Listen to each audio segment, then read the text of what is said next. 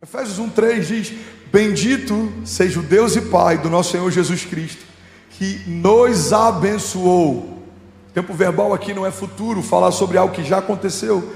Bendito seja o Deus e Pai de nosso Senhor Jesus Cristo, que nos abençoou com todas as bênçãos espirituais nas regiões celestiais.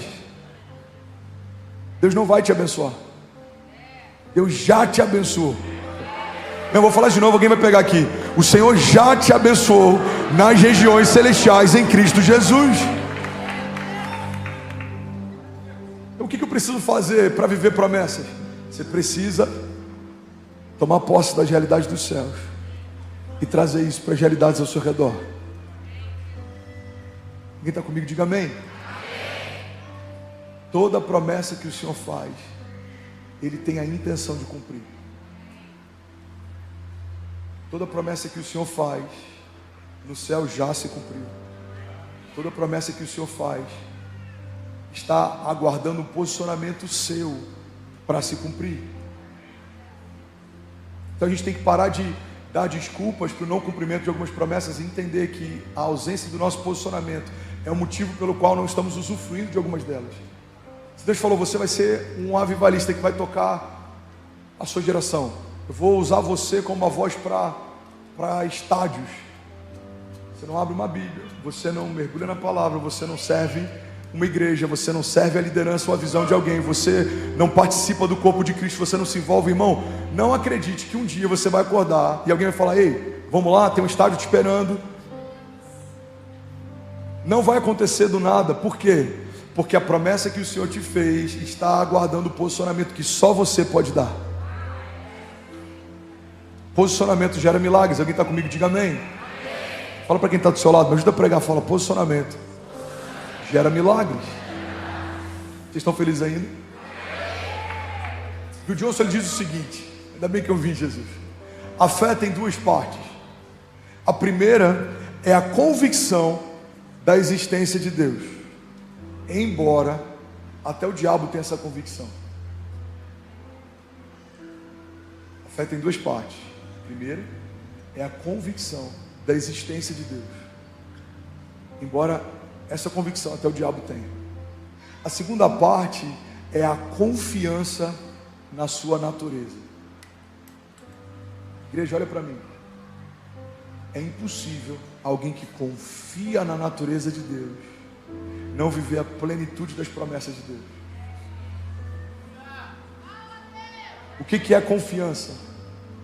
Confiança é não ter todas as minhas perguntas respondidas e ainda assim descansar na certeza de que aquele que me prometeu é fiel para cumprir, na certeza de que Ele sabe o que é melhor para mim, na certeza de que coisas fogem do meu controle, mas nada foge do controle dEle, na certeza de que os meus planos são como esterco comparado aos planos de Deus, na certeza de que os meus pensamentos não são mais altos que os pensamentos dEle, que os meus planos não são melhores que os planos dEle. Alguém está comigo? Diga amém. A fé é dividida em duas partes, igreja. A primeira, a convicção da existência de Deus, e a segunda, a confiança na sua natureza. Eu sei que Deus é bom, eu descanso na bondade dEle. Eu sei que Deus é fiel, eu descanso na fidelidade dEle. Eu sei que Deus não é homem para que minta, nem filho do homem para que se arrependa. Então eu descanso na verdade dEle. Eu sei que Deus é generoso, eu descanso na generosidade dEle. Eu sei que Deus é galardoador, Ele recompensa os seus, então eu descanso na recompensa dEle. Eu sei que Deus ele está pronto para estender as suas mãos, mesmo que eu tropece, Ele está pronto para me receber e me colocar de novo. Eu descanso na misericórdia dEle. Irmão, a gente precisa conhecer as facetas do caráter de Deus, e a gente precisa confiar nas características de cada uma delas. Se eu conheço o caráter de um Deus provedor, eu começo a acessar a provisão do tipo de Deus. Se eu conheço o caráter de um Deus perdoador, eu começo a acessar a graça de Deus. Se eu conheço a faceta desse caráter de um Deus que é cura, eu começo a acessar a cura de Deus. Todas as facetas do caráter de Deus que a gente não conhece são exatamente aquelas que a gente não usufrui. E é por isso que é possível um crente em Jesus, que vai para a glória, que vai morar nos céus, ter conhecido o Deus da salvação, mas fechar o seu coração para o Deus da provisão, por exemplo, ter uma vida miserável e escassa na terra, embora pela misericórdia e pela graça vai morar com Jesus nos céus. Alguém está comigo? Diga amém. É possível, é possível. Creio que Deus salva, mas eu não quero que ninguém fale comigo sobre fé e dinheiro, porque eu não creio que Deus provê. Tá tudo bem, você vai ter uma vida escassa, mas no céu você vai morar na glória. Agora, eu preciso entender que o que Deus tem para nós é reinado e sacerdócio. Meus olhos estão fitos na glória, naquele dia em que Ele vai voltar. Mas enquanto Ele não volta, eu preciso governar na terra e usufruir tudo que Ele tem para mim. Fazemos história na terra, não tiramos os olhos dos céus. Vivemos promessas que se cumprem na terra, mas estamos debaixo de uma promessa a respeito dos céus. Pedro diz: para onde iremos nós, Senhor, se só Tu tens palavras de vida eterna? Igreja, as promessas que Deus fez para nós nesses dias, para esse tempo, elas são incríveis, gloriosas, poderosas.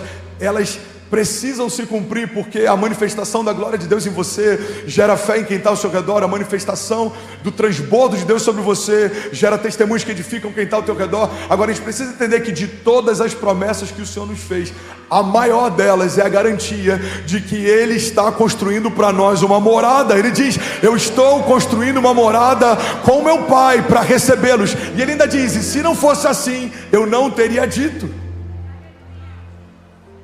Alguém está comigo? Diga amém. Eu falo com autoridade, diga: eu preciso crer que Deus existe. E eu preciso confiar na sua natureza.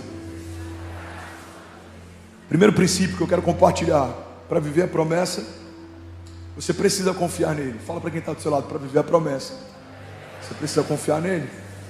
Jeremias 17:7 diz: bendito o homem que confia no Senhor e cuja confiança é o Senhor, porque será como uma árvore plantada junto às águas, que estende as suas raízes para o ribeiro e não receia quando vem o calor, mas a sua folha fica verde, e no ano da sequidão não se fadiga, nem deixa de dar fruto. Alguém pode dizer glória a Deus por isso? 2 Coríntios 20:22 diz: pois quantas forem as promessas feitas por Deus, tantas tem em Cristo o sim, e por meio dele o amém é pronunciado por nós, para a glória de Deus. Ora, é Deus quem faz que nós e vocês permaneçamos firmes em Cristo. Ele nos ungiu, nos selou como a sua propriedade, pôs o seu Espírito em nossos corações como uma garantia daquilo que está por vir. Alguém pode dizer glória a Deus por isso? Sabe uma das coisas mais lindas em relação à promessa que Deus faz para homens? É que a parte fácil fica com a criação. Está dizendo, cada promessa, quem fez a promessa? Deus. Quem disse sim para a promessa? Jesus. O que a gente faz? Fala amém. O que significa amém? Assim seja. Então, Deus faz a promessa, Jesus garante a promessa, eu só concordo com ela. Como igreja, pega isso aqui. Deus fez a promessa, Jesus concorda com ela, eu só digo amém. Deus fez a promessa, Jesus garante a promessa, eu só concordo com ela. Deus fez a promessa, Jesus garante a promessa, eu só concordo com ela. Então, na jornada de fé, quando o assunto é promessa, Deus está dizendo para alguém aqui nessa manhã: filho, faz o fácil, deixa que o impossível eu faço. O que é mais fácil, igreja? Abrir o mar ou tocar com um cajado de madeira a terra? O que é mais fácil? Fazer jorrar água de uma rocha ou falar com ela? O que é mais fácil? Andar sobre as águas, submeter a gravidade a uma palavra, ou tirar o pé do barco? O que é mais fácil? Levantar a mão e no seu coração reconhecer Jesus como seu Salvador, ou se tornar carne, apesar de ser verbo, se despir de toda a glória, e mesmo sendo unigênito, morrer numa cruz e sangrar por aquilo que criou, para ter de volta o que era seu. A graça não diz respeito àquilo que eu possa fazer para me salvar, a graça diz respeito a reconhecer aquilo que Jesus já fez para me salvar. A graça não é conquista, a graça é herança, a graça não é conquista, a graça é presente. Eu recebi, eu não poderia fazer, eu não poderia me justificar, Ele me justificou. Eu não poderia me salvar, Ele me salvou. Eu não poderia me curar, Ele me curou. Eu não poderia me libertar, Ele me libertou. Alguém aqui? Então o princípio básico sobre promessa de Deus é que a criação sempre fica com a parte mais fácil. Faz o fácil, deixa que o difícil eu faço. O que é mais fácil? Pegar sua família, botar no avião e mudar de geografia, ou criar um avivamento e liberar um mover que está tocando dezenas de milhares de pessoas em um ano num lugar improvável.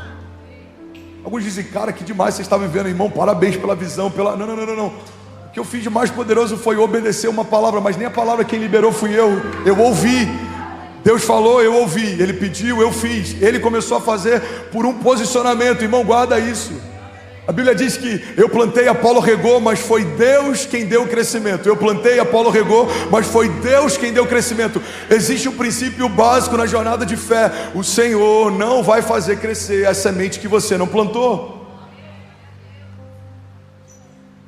O Senhor não vai fazer crescer a semente que você não plantou. Quem faz crescer é Ele, mas quem precisa plantar é você, irmão. E olha que louco isso. É por isso que começa nele, se sustenta nele e termina nele. Alguém está aqui comigo? Diga amém. Já entendi.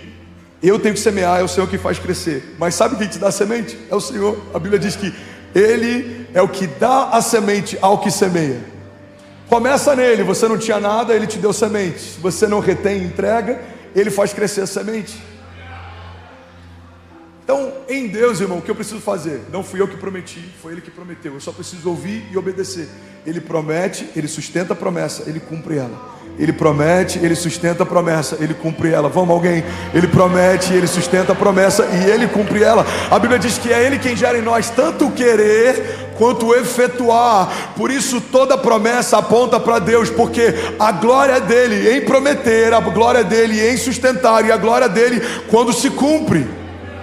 Começa nele, se mantém nele e termina dele, porque dele, para ele, por ele são todas as coisas. Alguém comigo aqui, diga amém. E aí, tudo bem? Você acabou agora de assistir um vídeo. Se você ainda não está inscrito, já se inscreve também no nosso canal, ativa esse sininho aqui embaixo de notificação e toda vez que eu fizer uma live ou estiver transmitindo uma mensagem ao vivo, você vai ser um dos primeiros a saber. Mas eu deixei mais 2 indicações aqui que eu espero que façam muito sentido para você. Então já aproveita e clica para assistir a próxima mensagem, beleza? Seja bem-vindo ao time de incendiários e eu espero de verdade que essas mensagens mudem a sua vida como elas têm mudado a minha também. Até a próxima. Valeu!